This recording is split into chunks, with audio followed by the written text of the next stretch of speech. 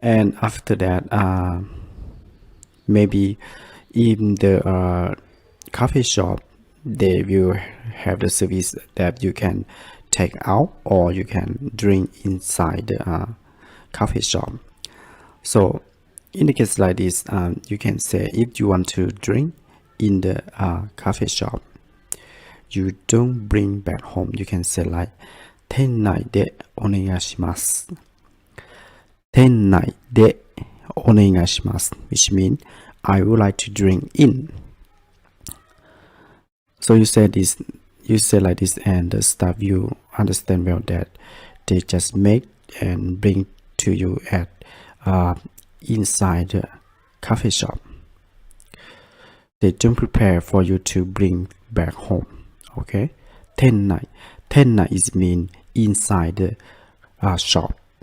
店内お願いします is mean please.